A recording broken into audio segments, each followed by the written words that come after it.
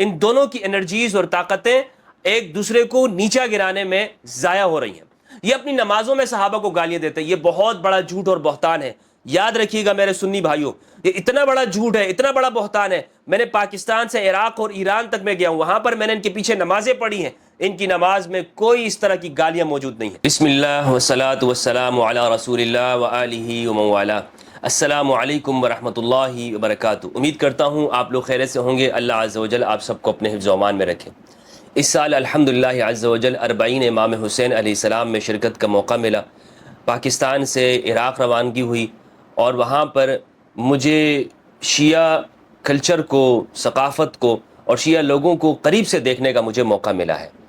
چونکہ وہ پاکستان میں نہیں تھے تو تقیہ کی کوئی بات نہیں بنتی ہے کہ وہ لوگ یہاں پر تقیہ کرتے ہوں گے، تو اگر یعنی باہر تو ان کو تقیہ کرنے کی مجھ سے کوئی ضرورت نہیں ہے۔ اس لیے میں آج اپنے پاکستانی بھائیوں کے سامنے اور خاص طور پر اہل سنت والجماعت سے تعلق رکھنے والے میرے سنی بھائیوں کے سامنے اپنے تجربات شیئر کرنا چاہتا ہوں، کیونکہ یہ میری زندگی کا پہلا تجربہ تھا۔ میں اس سے پہلے کبھی بھی عراق 40 امام حسین میں شرکت کے لیے نہیں گیا ہوں، اور پاکستان میں نے ایک مرتبہ شرکت کی 40 میں، اور شیعہ مجالس میں شرکت بہت بار کی ہے، لیکن 40 کا جو ماحول ہوتا ہے وہاں پر جو کچھ یہ لوگ رسم و رواج کرتے ہیں اسے عراق میں جا کر میں نے پریکٹس نہیں کیا، نہیں دیکھا ہے۔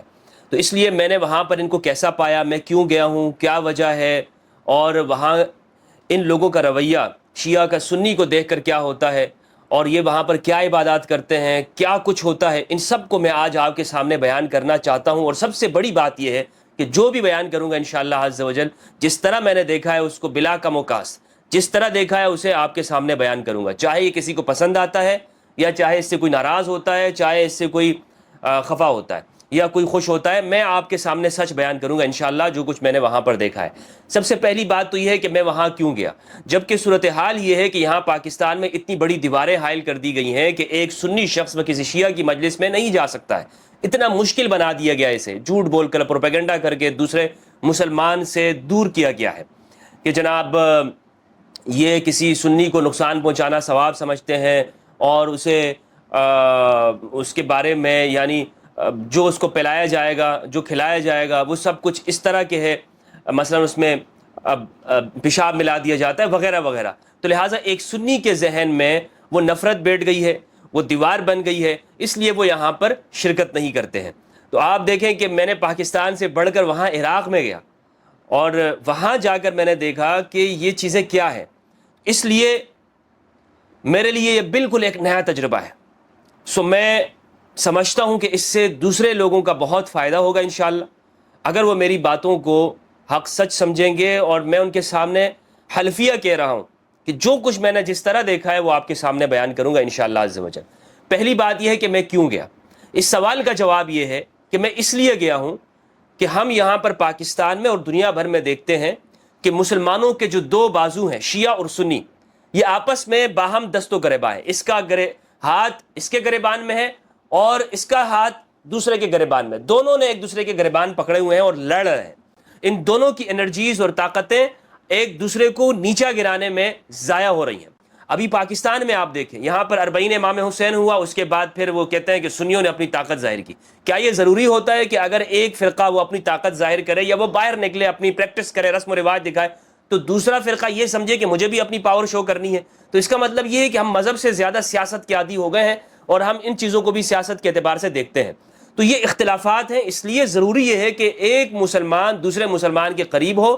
فرقہ بنانے پر مذمت ہے قرآن مجید میں کہ فرقہ نہ بناؤ، ان لوگوں کی طرح مت ہو جاؤ کہ جو مشرکین ہیں اور جو گروہ ہو گئے، ایک جگہ پر ہو جاؤ، اللہ کی رسی کو مضبوطی کے ساتھ تھام لو۔ مسلم ٹائٹل دیا تھا اللہ رب العزت نے قرآن مجید کے اندر، مسلم، اور یہاں پر کیا بنا دیا ہے، اسے مختلف فرقوں کا بنا دیا ہے کہ جناب میں فلاں فرقے کا ہوں، الحمدللہ عز و جل ہمارے عقائد سب سے بہتر ہیں اور ہم سب سے پہلے جنت میں جائیں گے، باقی سارے گمراہ ہیں۔ اور یہ ساری جو تفصیلات ہیں یہ آپ دیکھتے ہیں کہ ہمارے ہاں نظر آتی ہیں واضح طور پر۔ فرقہ پرست علماء اس کو بیان کرتے رہتے ہیں اور دوسروں کو نیچا گراتے ہیں اور ثابت کرتے ہیں۔ تو لہذا ضرورت اس امر کی ہے کہ ہم دوسروں کی مجالس میں جائیں اور وہاں پر انہیں قریب سے دیکھیں۔ اگر ایک شیعہ کو غلط بتا دیا گیا ہے کسی سنی کے بارے میں کہ مثلا ایک شیعہ کے دماغ میں یہ بٹھایا گیا ہو کہ سارے سنیت کی اکثریت وہ اہل البیت سے نفرت کرتی ہے، تو اس شیعہ پر واجب ہے کہ یہ اہل سنت کی مجالس میں جائے اور انہیں قریب سے دیکھے تاکہ اسے معلوم ہو کہ آیا یہ بات صحیح بھی ہے یا مجھے غلط بتایا گیا ہے۔ اور اگر اسی طرح ایک سنی کو یہ بتایا گیا ہے کہ سارے کے سارے شیعہ وہ سارے صحابہ کرام کو غلط مانتے ہیں، کافر مانتے ہیں، مرتد مانتے ہیں، ان کی کوئی عزت اور توقیر نہیں کرتے، وہ اپنی مجالس کے اندر صحابہ کرام کو برملا سب و شتم کرتے ہیں، گالیاں دیتے ہیں، اور ان کی مجالس کے اندر نمازوں کے اندر ایک مولوی صاحب کو میں سن رہا تھا، ایک سلفی عالم کو، وہ کہہ رہا تھا کہ ان کی اذان کے اندر وہ تبرہ ہے، ان کی اذان کے اندر صحابہ کو گالیاں دیتے ہیں، یہ اپنی نمازوں میں صحابہ کو گالیاں دیتے ہیں۔ یہ بہت بڑا جھوٹ اور بہتان ہے، یاد رکھیے گا میرے سنی بھائیوں، یہ اتنا بڑا جھوٹ ہے، اتنا بڑا بہتان ہے۔ میں نے پاکستان سے عراق اور ایران تک میں گیا ہوں، وہاں پر میں نے ان کے پیچھے نمازیں پڑھی ہیں، ان کی نماز میں کوئی اس طرح کی گالیاں موجود نہیں ہیں، کوئی گالی موجود نہیں ہے، لیکن یہ مولوی صاحب ممبر پہ کھڑا ہو کر آپ کو جھوٹ بولتا ہے کہ یہ اذان کے اندر گالیاں دیتے ہیں۔ یہ جھوٹ نہیں ہے، یہ مسلمانوں کو آپ تقسیم نہیں کرتے ہو، مسلمانوں کو آپ لڑا نہیں رہے ہو۔ خدا کے لیے جھوٹ بولنا چھوڑ دو۔ اگر آپ دوسروں کے خلاف نفرت بھی پھیلاتے ہو نا، پھیلاتے رہو، یہ تم اس سے باز نہیں آؤ گے، لیکن جھوٹ بول کے مت پھیلاؤ۔ آپ کہو کہ جناب یہ تمہاری کتابوں میں لکھا ہوا ہے، ٹھیک ہے، یہ اس طرح کی بات ہے، لیکن جب آپ کہتے ہیں کہ ان کی نماز کے اندر گالیاں ہیں صحابہ کرام کے اوپر، یہ غلط بات ہے، یہ جھوٹ ہے، اسے کوئی ثابت نہیں کر سکتا۔ میں نے ان کے پیچھے نماز پڑھی ہے، میں جانتا ہوں ان کو، تو اس لیے ہمیں جو جھوٹ بتایا جاتا ہے جب ہم دوسروں کی مجالس میں جاتے ہیں تو معلوم یہ ہوتا ہے کہ ایسا کچھ نہیں ہے، اور اس طرح میں یہ سمجھتا ہوں کہ مسلمانوں کے درمیان میں جو تفرقہ ہے اس کا خاتمہ ہوگا اور مسلمان ایک دوسرے کے قریب ہوں گے اگر ہم ایک دوسرے کی مجلسوں میں آنا جانا شروع کر دیں گے انشاءاللہ۔ اور اس میں آپ کو بتانے کی ضرورت نہیں ہے، آپ خود ہی چینج ہوں گے جب آپ دوسروں کے پاس جائیں گے نا۔ یہ بہت سی بیسک آپ دیکھ لیں کہ غلط فہمیاں ہیں۔ ہم یہ سمجھتے تھے جب ہم اسکول پڑھتے تھے، یا ہمارے ہاں بچے سے بھی آپ پوچھ لیں کہ وہ پاکستان میں کسی بھی ہندو کو اگر دیکھ لیں یا کسی بھی خاتون کے ماتھے پہ سندور لگاؤ کسی ہندو کو دیکھ لیں تو ہمارے ہاں یہ سمجھا جاتا ہے، خود ہم یہ بات سمجھتے تھے کہ یہ انڈینز ہیں۔ یہ کیا ہے؟ انڈینز ہے۔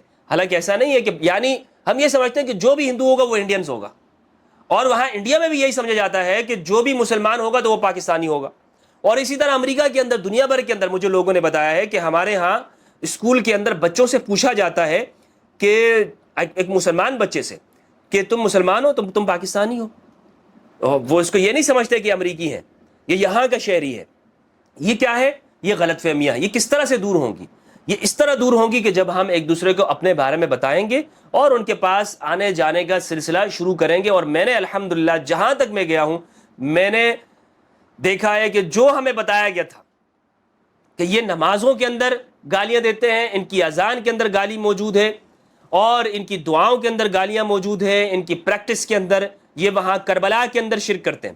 یہ میں نے پاکستان کے اندر مولویوں سے سنا ہے کہ یہ وہاں جا کر امام حسین علیہ السلام، مولا علی علیہ السلام، اہل البیت علیہ السلام کے اضرحہ اور ان کے مقابر پر یہ لوگ سجدے کرتے ہیں۔ یہ سارے جھوٹ میں نے سنے ہوئے تھے، اور وہاں جا کر میں نے دیکھا کہ ایسا کچھ نہیں ہے، ایسا کچھ نہیں ہے۔ تو سب سے پہلی بات یہ کہ میں کیوں گیا، اس سوال کا جواب میں نے آپ کو دے دیا، اور الحمدللہ عز و جل اپنے خرچے کے اوپر وہاں پہ گیا ہوں۔ یہ نہیں کہ جناب کسی جو ہے وہ کسی این جی او یا کسی ادارے کی طرف سے میں وہاں پہ گیا ہوں، تاکہ ہم یہ چیزیں دیکھیں اور یہاں پر واپس آ کر اپنے مسلم بھائیوں کو یہ بتائیں کہ مذہبی طبقہ مسلمانوں کو آپس میں کس طرح سے ڈیوائیڈ کرتا ہے۔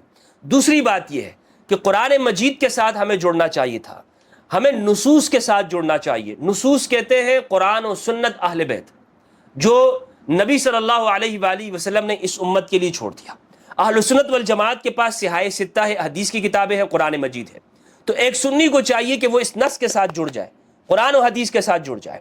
شیعہ کے پاس قرآن اور اہل بیت کی تعلیمات موجود ہیں، وہ اس کے ساتھ جڑے۔ لیکن افسوس کی بات یہ ہے کہ ہمارا یہ مذہبی طبقہ، یہ جو فرقہ وارانہ، فرقہ واریت جو پھیلاتا ہے، یہ اپنی عوام کو، چاہے کوئی بھی فرقہ ہو، یہ نص کے ساتھ جوڑنے کے بجائے، یعنی قرآن و سنت حدیث کے ساتھ جوڑنے کے بجائے یہ اپنے ساتھ جڑتا ہے، اور یہ کہتا ہے کہ میری پیروی کرو تو تم کامیاب ہو جاؤ گے، اور اپنے آپ کو نص کا قائم مقام اس نے کیا ہے، قرآن و سنت کا قائم مقام بنا دیا ہے۔ یعنی آپ اس مذہبی طبقے سے اختلاف نہیں کر سکتے، اس کی رائے سے اختلاف نہیں کر سکتے، اپنی کوئی بات اس کے سامنے نہیں رکھ سکتے، یہ کہتا ہے نہیں آپ میرے پیچھے چلو. تو آپ یہ دیکھیں اس سے کیا ہوا, اس سے یہ ہوا کہ یہ جو بھی بتاتا گیا کسی بھی فرقے کی مخالفت کے اندر جھوٹ بولتا گیا, جو بھی من گڑت باتیں کرتا گیا, ہم آنکھیں بند کر کے اس کو مانتے گئے, ہم سمجھتے رہے کہ یہ سچ بول رہا ہے. اس نے ہمیں کہا کہ شیعہ کے 40 پارے, ہم نے سچ مان لیا. اس نے ہمیں کہا کہ وہ مجلس کے اندر وہ شربتوں کے اندر وہ گھوڑے کا پیشاب ملاتے, ہم نے سچ مان لیا. اس نے کہا کہ جناب یہ عراق میں جا کر امام حسین علیہ السلام کی قبر کو سجدے کرتے, ہم نے سچ مان لیا. اور ہم نے تحقیق نہیں کی. کیوں؟ اس لیے کہ ہم نے قرآن اور حدیث کے مقابل مولوی کو لاکے کھڑا کر دیا, اور اس مولوی نے ہمیشہ اپنے آپ کو اسی طرح پیش کیا کہ میں نص کے مقابل ہوں. یہ کہتا نہیں ہے لیکن اس کا عمل اسی طرح سے ظاہر کرتا ہے. تو یہ بات انتہائی ضروری ہے. اگر ہم فرقہ واریت کا خاتمہ چاہتے ہیں تو بجائے مذہبی طبقے کو اپنا امام اور پیشوا ماننے کے نصوص کو مانے, نص کو مانے, قرآن و حدیث کو, اہل البیت علیہم السلام کو. تو اس طرح میں سمجھتا ہوں کہ فرقہ واریت کا خاتمہ ہو جائے گا.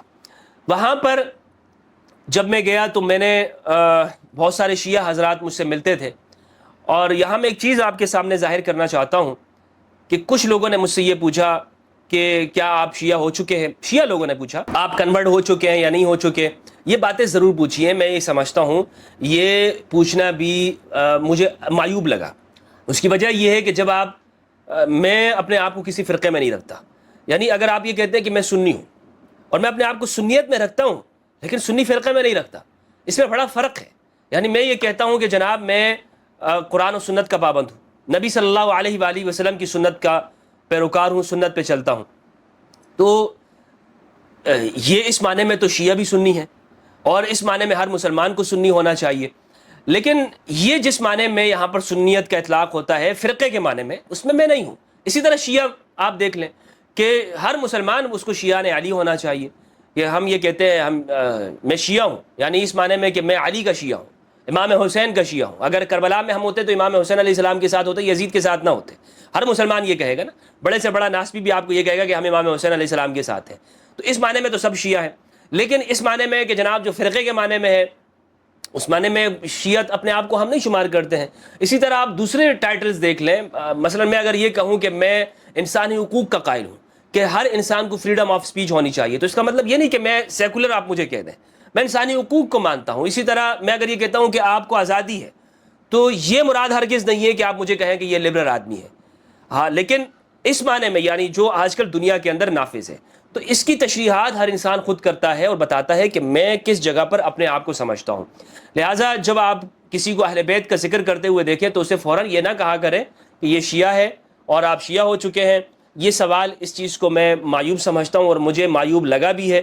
لیکن میں یہاں پر بہت اپریشیٹ کرتا ہوں اپنے ایسے شیعہ بھائیوں کو کہ جب ان کے سامنے کسی شیعہ نے اگر مجھ سے اس طرح رویہ رکھا ہے اور پوچھا ہے, تو ایک شیعہ نے ہی آگے بڑھ کر اس کی نفی کی ہے. اگر میں یہاں پر یہ بات نہیں کروں کہ اس شیعہ نے بڑھ کر نفی کی ہے تو یہ غلط بیانی ہوگی. یعنی سارے شیعہ برابر نہیں ہیں. اگر کوئی جہالت سے یہ بات پوچھ لیتا ہے کسی سنی کو دیکھ کر, یا کوئی ایسی حرکت کرتا ہے مثلا کسی سنی کو دیکھ کر, ٹوپی داڑھی والے کو دیکھ کر وہ شیخین یا صحابہ کے اوپر تبرہ کر دیتا ہے, تو اسی وقت میں ایک شیعہ اس کو منع بھی کرتا ہے. یہ چیز میں نے ان کے اندر دیکھی ہے اور بہت پازیٹیو چیز مجھے نظر آئی ہے.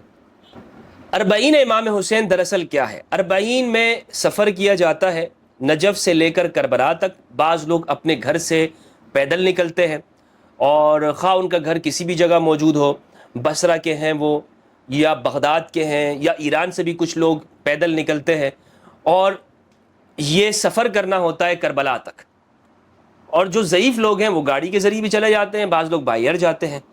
تو اس سفر کا مقصد کیا ہے؟ سفر کا مقصد ہے کربلا کی یاد کو تازہ کرنا, اور وہ بتانا کہ جو اہل البیت علیہ السلام کے اوپر وہ مظلومیت گزری ہے, جو ان کو ستایا گیا ہے, اور وہ پیدل لے جائے گئے ہیں. خصوصاً اہل البیت کا وہ قافلہ امام حسین علیہ السلام کو جب شہید کر دیا گیا, اور بعد میں جو اہل البیت بچ گئے تھے, جو قافلہ لٹ گیا تھا, اسے پیدل لے جایا گیا اور انہیں پھرایا گیا. تو اس کی یاد کے اندر یہ سب کچھ کیا جاتا ہے. اور ہم دیکھتے ہیں اسلام کی بہت ساری چیزیں وہ بطور پریکٹس ہیں, جیسے صفا مروہ کے اوپر سعی کرنا اور طواف کرنا, یا اس طرح کے رمی جمرات ہے, یہ پریکٹس ہے. یعنی حضرت ابراہیم کی یاد میں کیا جاتا ہے جو انہوں نے کیا, یہ حضرت ہاجرہ کی یاد میں کیا جاتا ہے. تو اسی طرح یہ اس پریکٹس کا بہت بڑا حصہ ہے یعنی ان واقعات کو یاد دلانے میں، اور آپ کا روحانی طور پر ایک تعلق قائم ہوتا ہے، آپ معنوی طور پر وہاں پہنچ جاتے ہیں، اور قرآن مجید کے اندر موجود ہے، اور بلکہ اس کا حکم دیا گیا وَذَكِّرْهُمْ بِأَيَّامِ اللَّهِ، اللہ کے دنوں کو یاد دلائیے کہ اللہ کے دن کون سے ہیں۔ اہل سنت والجماعت کے مفسرین نے لکھا ہے کہ جس قوم کو اگر سابقہ قوم میں کسی دن میں انعام ہوا یا عذاب آیا تو یہ ایام اللہ ہیں، یعنی ان دنوں کو یاد کرنا چاہیے تاکہ ہم ان منعمین، ان انعام یافتہ کے ساتھ ان جیسے بن سکیں، ان کے پیچھے چل سکیں، اور جن پر عذاب ہوا ان سے ان کے پیچھے نہ چلیں اور ان کی جو روش تھی اس سے ہٹ کر چلیں۔ تو یہ ایام اللہ ہوتے ہیں، اور اسی طرح آپ دیکھ لیں کہ یہ 40 کے اندر جو کچھ ہوتا ہے یہ پریکٹس ہوتا ہے تاکہ ہم یہاں پر اس واقعے کو یاد کر کے اپنی زندگی کو اہل البیت علیہ السلام کے قریب اور اس طرح گزار سکیں۔ تو 40 یعنی 40 دن جب شہادت امام حسین علیہ السلام کو پورے ہو جاتے ہیں تو صفر 20 تاریخ کو ایک یہ اجتماع ہوتا ہے کربلا کے اندر، اور دنیا کا سب سے بڑا اجتماع ہے 40 میں۔ میں نے جو یہ سفر کیا تو نجف، امام علی علیہ السلام کی زیارت کرنے کے بعد امام علی علیہ السلام نجف کے اندر ہیں، ان کا مرقد مبارک، اور یہاں سے ہم نے آغاز کیا کربلا تک، اور یہ 85 کلومیٹر بنتا ہے، اور یہاں پر 1400 پول رکھے گئے ہیں، یعنی 1 کلومیٹر میں 20 پول آتے ہیں۔ تو اس طرح سے یہ تاکہ آپ ہر پول کے پاس موقف بنے ہوتے ہیں، وہاں لوگ ٹھہرتے ہیں، لازمی بات ہے آپ راستے میں جا رہے ہیں اور 50 تک ٹمپریچر ہے، 45 تک عراق کی شدید گرمی ہے، آپ کو پیاس لگے گی، کھانا آپ کو کھانا ہے، آپ نے سستانے کے لیے آپ نے لیٹنا ہے، آپ کو آرام کرنا ہے، نہانا ہے، وضو کرنا ہے، تو یہ سارے انتظامات راستوں میں کیے جاتے ہیں، ان کو موقف کہتے ہیں، اور مختلف ممالک کے مواقف وہاں پر موجود ہوتے ہیں، پاکستانیوں کا، ہندوستانیوں کا، اور اسی طرح دنیا کے مختلف ممالک کے، بیرون ممالک کے وہ موقف ہوتے ہیں جہاں پر آپ کو پانی دیا جاتا ہے، آپ کو چائے دی جاتی ہے، قہوہ دیا جاتا ہے، آپ کو لیٹنے کے لیے بستر فراہم کیا جاتا ہے، صبح کا ناشتہ، دن کو کھانا، یہ تو مسلسل چلا جاتا ہے۔ یعنی اگر آپ نجف سے کربلا جاتے ہیں یا پورے عراق میں ان دنوں میں آپ گھومتے ہیں اور آپ کے جیب میں 1 روپیہ نہیں ہے، آپ کو کوئی ضرورت نہیں ہے اگر پیسوں کی، آپ کھانے پینے کی آپ کو فری ملے گا سب کچھ، آپ کے جیب میں کچھ بھی نہیں ہے، پھر بھی آپ یہاں سے کربلا پہنچ جائیں گے اور آپ بھوکے نہیں رہیں گے انشاءاللہ عز و جل۔ آپ کو کھانا پینا وافر مقدار میں ملے گا، اور اتنا ملے گا کہ جتنا آپ کو اپنے ملک میں نہیں ملتا ہے، آپ کو اپنے وطن میں نہیں ملتا ہے۔ تو اس طرح الحمدللہ عز و جل نجف سے ہم کربلا کی طرف روانہ ہوئے، جگہ جگہ پر لوگ ہم سے ملے، استقبال کیا، ویلکم کیا، اور وہاں کے میں نے عراقیوں کو دیکھا کہ وہ کس طرح سخاوت کے ساتھ لوگوں کے ساتھ پیش آتے ہیں، یہ قابل دید ہے۔ رستوں میں لوگ آپ کو روکتے ہیں اور ہاتھ جوڑ جوڑ کر آپ سے کہتے ہیں کہ آپ ہمارے کھانا کھائیے، آپ ہمیں یہ شرف بخشیے کہ آپ ہمارے مہمان بنیں۔ یہ عراقیوں کی فطرت میں شامل ہے، لیکن اس سے آپ یوں نہ سمجھ جائیے گا کہ ہر عراقی اس طرح ہوتا ہے، یا کربلا کے اندر بھی آپ یہ سمجھیں گے کہ جو دکاندار ہے عراق کے اندر وہ آپ کو فری میں چیزیں بھی دینے لگ جائے گا۔ یہ اس طرح نہیں ہے، بزنس مین ہوتا ہے، اور جو خدمت کرنے والے عامت الناس طبقہ ہے وہ خدمت کرتے ہیں۔ یہ ہر ملک کی یہی حالت ہے۔ اگر میں یہ کہوں کہ پاکستان کے لوگ بہت زیادہ سخی ہیں تو اس سے مراد یہ نہیں ہوگا کہ یہاں پر آپ یہ سمجھیں کہ فری میں چیزیں بٹ رہی ہیں، ٹھیک ہے۔ جو سخاوت ہوتی ہے ایک ایونٹ میں ظاہر ہوتی ہے اور لوگ اس کو آپ کے سامنے لے کر آتے ہیں، لیکن جہاں تک بات ہے بزنس کا تو وہ بزنس پوائنٹ آف ویو سے ان چیزوں کو دیکھنا چاہیے۔ اور لوگ بہت غلط سمجھتے ہیں کہ جناب اگر ہمیں نجف سے کربلا تک اگر فری کھانا مل رہا ہے تو وہاں پر مجھے ایک دکاندار بھی، وہ ریسٹورانٹ کے اندر بھی میں جاؤں تو مجھ سے پیسے نہ لے، ایسے نہیں ہو سکتا ہے۔ تو الحمدللہ اس موقع پر عراقیوں کی سخاوت دیکھنے کو قابل ہوتی ہے، اور اگر آپ ابھی تک نہیں گئے ہیں تو میرا آپ سے مشورہ ہے کہ آپ یہاں پر ضرور جائیے اور اس کا تجربہ اپنی زندگی میں کیجیے، اور آپ کو معلوم ہوگا کہ وہاں کے لوگ کس طرح سے ہیں، اور شیعہ وہاں پر آپ کو ایک الگ ہی رنگ اور روپ ان کا دکھائی دے گا۔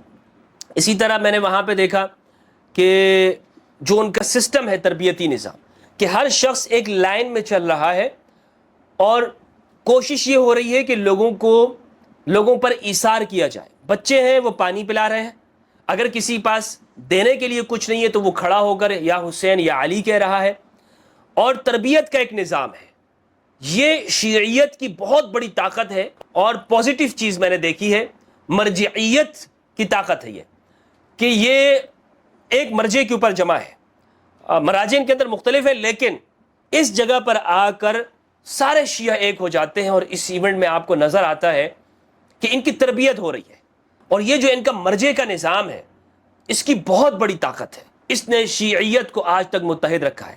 اور جو شخص بھی میں سمجھتا ہوں کہ اس مرجعیت کے نظام کے خلاف ہوگا وہ کم از کم وہ شیعیت کو نقصان پہنچانا چاہتا ہے, تشیع کو نقصان پہنچانا چاہتا ہے, کیونکہ ان کو یہی چیز متحد رکھی ہوئی ہے ابھی تک. جہاں تک میں نے وہ 40 کے اندر دیکھا ہے کہ ان کا ایک سیٹ اپ ہے اور یہ اس کے پیچھے چلتے ہیں اور ایک تربیت اس طرح سے گویا کہ ان کی ہو رہی ہے اور دنیا بھر میں ان کا اجتماع ہوتا ہے. وہاں پر یہ لوگ ایک دوسرے کے ساتھ ملتے ہیں اور آنے والے وقت کے اندر ایک روحانی طور پر ان کا ایک پورا سیٹ اپ بنا ہوا ہے جو کہ سنیت کے اندر موجود نہیں ہے. اور اسی لیے یہ سنیت کے اندر ہمارے ہاں بھانت بھانت کے مولوی اور مفتی یہ جگہ جگہ پر جو موجود ہیں اور مختلف سیکٹرین طاقتیں اور نان اسٹیٹ جو قوتیں ہیں ان کو استعمال کیا جاتا ہے وہ موجود ہے نا. ہمارے یہاں مفتی یعنی آپ یہ دیکھیں کہ دیوبندی بریلویوں کے اندر وہ یعنی پیدا ہوتے ہیں, اتنے تعداد کے اندر پیدا ہوتے ہیں کہ ان کا کوئی شمار نہیں ہے اور ہر شخص اس کی ایک اپنی ایک رائے ہے اور کسی مرجع کے نیچے جمع نہیں ہے. اور اس طرح پھر بیرونی طاقتیں بھی ان کو استعمال کرتی ہیں اور دوسری جگہ سے پھر بھی یہ لوگ استعمال ہوتے ہیں اور تکفیر کی جاتی ہے اور اس کو کوئی نہیں روک سکتا. اور یعنی یہ سنیت کی جو یہ بکھرے ہوئے ہیں اور کسی ایک جگہ پر متحد نہیں ہے اس کی وجہ یہ ہے کہ سنیت کے اندر مرجع کا سسٹم نہیں ہے. لہذا تشیع کو جس چیز نے متحد رکھا ہوا ہے آج تک اور ان کو ان کی طاقت بنا ہوا ہے وہ ان کا مرجع کا نظام ہے کہ جو ایسی ایک چیز ہے کہ جسے چیلنج نہیں کیا جا سکتا اور ان کی جو بات ہوتی ہے وہ سب کے اوپر لاگو ہو جاتی ہے.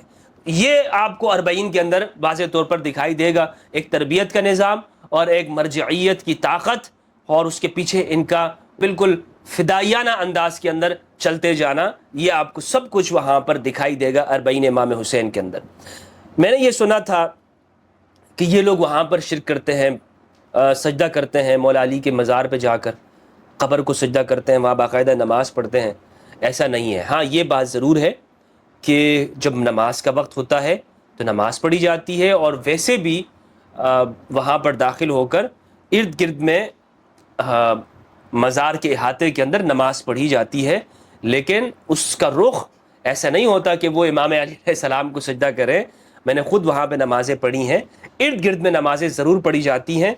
اور جس طرح کہ ہمارے ہاں کوئی شخص روضہ رسول صلی اللہ علیہ وآلہ وسلم ہے تو مسجد نبوی بالکل ساتھ میں ہے, اور اگر کوئی شخص باہر نماز پڑھ رہا ہے تو اس کا مطلب یہ نہیں ہوگا کہ وہ شخص روضہ رسول کو یا نبی صلی اللہ علیہ وآلہ وسلم کی قبر انور کو یا صحابہ کرام کی قبروں کو سجدہ کرے گا. ایسا یہ ہرگز نہیں ہے. توحید ان کے اندر موجود ہے. تو یہ بہتان ہے, الزام تراشی ہے ہوگی کہ ہم یہ کہیں کہ یہ وہاں پر جا کر ان قبروں کو نماز پڑھتے ہیں, ان قبروں کے لیے سجدہ کرتے ہیں. یہ بالکل بہتان ہے. جس نے بھی بولا ہے جھوٹ بولا ہے اور اللہ سبحانہ و تعالیٰ کے بندوں کے اوپر, مخلص بندوں کے اوپر اس نے بہتان ترازیہ کی ہے. تو میں نے پورے عراق کے اندر کسی کو بھی یہ بدعت کرتے ہوئے نہیں دیکھا کہ وہ مزاروں کو سجدہ کرو. ہاں ایک دو جگہ کے اوپر جو علامہ طباطبائی ہیں تفسیر المیزان والے, جن کی قبر ہے جو وادی سلام کے اندر ان کی قبر موجود ہے, وہاں پر میں نے 2 افراد کو دیکھا کہ جنہوں نے باقاعدہ اس قبر کے اوپر ایسے سر جھکایا ہوا تھا, اور ایک کو میں نے وہاں پر دیکھا کہ وہ اس طرح کی بدعت کر رہا تھا. لیکن اس کے علاوہ پورے عراق کے اندر ایسی کوئی چیز مجھے دکھائی نہیں دی. تو یہ بات ہے, میں آپ کو سچ آپ کو بتا رہا ہوں. اگر میں اس چیز کو چھپا لوں تو یہ میں سچ بولنے والا شخص نہیں ہوں گا. ہاں یہ بات بھی ہے کہ میں نے ان کو دیکھا کہ جالیوں کو مس کرتے ہیں, بوسہ لیتے ہیں, لیکن یہ تبرک کے طور پر ہے. یعنی اس کے ساتھ اپنی چیزوں کو مس کیا جاتا ہے, اپنے کپڑوں کو مس کیا جاتا ہے, یہ بطور تبرک ہے. اور اس کے لیے ان کے مذہب کے اندر بلکہ اہل سنت کے اندر بھی ایسی روایات موجود ہے کہ جس سے تبرک بھی ایثار الصالحین یہ موجود ہے. اور ہمارے ہاں صوفیاء کرام اور علماء غماریہ جو عرب کے علماء ہیں باقاعدہ اس پر کتابیں لکھی گئی ہیں، اور پاکستان کے اندر بھی جیسے قادریہ ہیں یا چشتیہ ہیں، پاکستان ہندوستان میں جو صوفی فرقہ ہے اس میں یہ چیزیں موجود ہیں، تبرک کا حاصل کرنا، یہ صرف شیعوں کے اندر نہیں ہے۔ ورنہ اگر آپ یہ کہتے ہیں کہ وہاں بدعات ہوتی ہیں، تو اس سے بڑھ کر جو ہمارے ہاں مزار موجود ہیں، یہاں تو میں نے اپنی آنکھوں کے ساتھ شرکیات ہوتے ہوئے دیکھا ہے، اگر یہ چیز شرک ہے جسے آپ کہتے ہیں۔ لیکن بہرحال سجدہ کرنا پھر بھی شرک نہیں ہوتا، غیر اللہ کو اگر سجدہ کر لیا جائے وہ شرک نہیں، حرام ضرور ہے، لیکن اگر آپ اس کو شرک بھی کہتے ہیں تو اس طرح کی چیزیں آپ کے ہاں موجود ہیں، اور جو ہمارے ہاں یہ سنیت کے یعنی یہ جتنے بھی ہمارے ہاں مزارات ہیں یا محکمہ اوقاف کے کنٹرول میں ہیں، تو یہاں یہ چیزیں بہت ہیں۔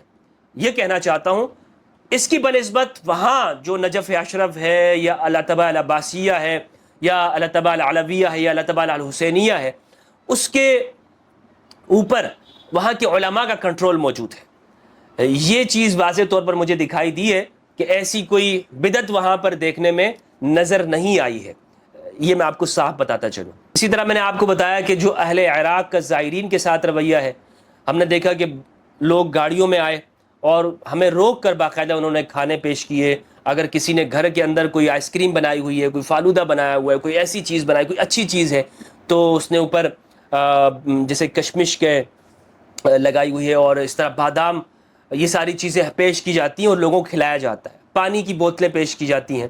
تو اہل عراق کا جو رویہ ہے عمومی طور پر بہت اچھا ہے اور بہترین ہے، اور اس میں آپ کو دکھائی دے گا کہ ایک سخاوت نظر آتی ہے کہ وہ آپ کے ساتھ سخاوت کے ساتھ پیش ہوتے ہیں۔ دنیا بھر سے حسینیوں کا اجتماع ہوتا ہے، دنیا بھر سے، ہر ملک سے آپ کو نظر آئے گا، وہ لوگ وہاں پر آتے ہیں اور وہاں عبادات کرتے ہیں، اللہ کی عبادت کرتے ہیں۔ کوئی عبادت وہاں پر غیر اللہ کی عبادت نہیں کی جاتی۔ یہ میں بار بار اس لیے کہہ رہا ہوں کہ اس بات کو اہل سنت کے اندر ایک پروپیگنڈے کے تحت داخل کیا گیا کہ عراق کے اندر وہاں پر لوگ مزارات کی عبادت کرتے ہیں، زیارات کی عبادت کرتے ہیں۔ یہ بالکل جھوٹ بولا گیا، یہ ایک پروپیگنڈے کے تحت یہ ساری چیزیں داخل کی گئی ہیں۔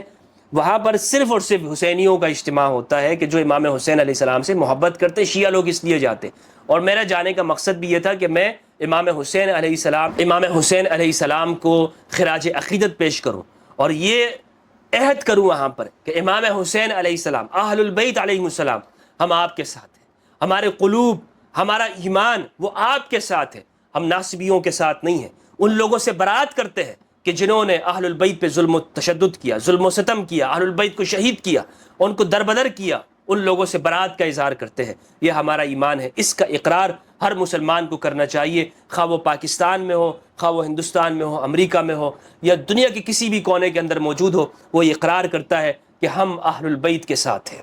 ہم کن کے ساتھ ہیں؟ ہماری محبتیں، عقیدتیں، ایمان وہ اہل البیت کے ساتھ ہیں۔ اسی اقرار کے لیے دنیا بھر کے حسینی اور شیعہ لوگ اور اہل بیت سے محبت کرنے والے وہاں پر جمع ہوتے ہیں۔ تو میں نے یہ چیزیں دیکھی ہیں، کچھ چیزیں ایسی ہیں کہ جو میں سمجھتا ہوں کہ اس پر عراقی گورنمنٹ کو اصلاح کرنی چاہیے۔ یہ چیزیں گورنمنٹ کے ساتھ تعلق رکھتی ہیں۔